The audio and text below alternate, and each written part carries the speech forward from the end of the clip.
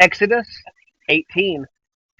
Moses' father-in-law, Jethro, the priest of the Midian, heard about everything that God had done for Moses and for God's people Israel when the Lord brought Israel out of Egypt. Now Jethro, Moses' father-in-law, had taken in Zipporah, Moses' wife, after he had sent her back, along with her 2 sons, one of whom was named Gershom, because Moses had said, I have been a resident alien in a foreign land, and the other Eleazar, because he had said, the God of my father was my helper and rescued me from Pharaoh's sword. Moses' father-in-law Jethro, along with Moses' wife and sons, came to him in the wilderness, where he was camped at the mountain of God. He sent word to Moses, I, your father-in-law Jethro, and am coming to you with your wife and her 2 sons. So Moses went out to meet his father-in-law, bowed down, and then kissed him. They asked each other how they had been and went into the tent.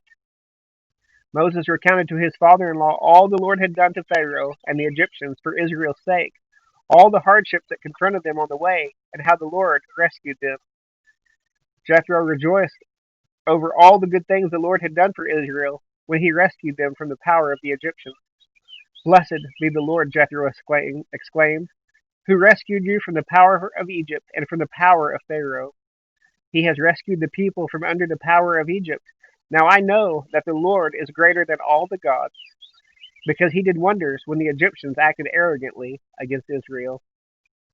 Then Jethro, Moses' father-in-law, brought the burnt offering and sacrifices to God, and Aaron came with all the elders of Israel to eat a meal with Moses' father-in-law in God's presence.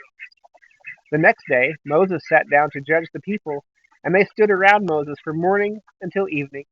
When Moses' father-in-law saw everything he was doing for them, he asked, What is this thing you're doing for the people? Why are you alone sitting as judge, while all the people stand around you from morning until evening? Moses replied to his father-in-law, Because the people come to me to inquire of God. Whenever they have a dispute, it comes to me, and I make a decision between one man and another. I teach them God's statutes and laws.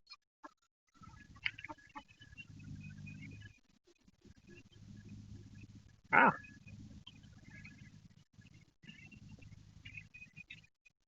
what you're doing is not good, Moses' father-in-law said to him. You will certainly wear out both yourself and these people who are with you, because the task is too heavy for you. You can't do it alone. Now listen to me. I will give you some advice, and God be with you. You be the one to represent the people before God and bring their cases to him.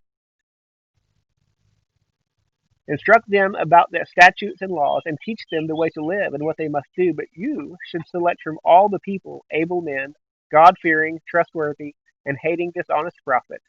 Place them over the people as commanders of the thousands, hundreds, fifties, and tens. They should judge the people at all times. Then they can bring you every major case, but judge every minor case themselves. In this way, you will lighten your load, and they will bear it with you. If you do this, and God so directs you, you will be able to endure, and also all these people will be able to go home satisfied. Moses listened to his father-in-law and did everything he said. So Moses chose able men from all Israel and made them leaders over the people as commanders of thousands, hundreds, fifties, and tens.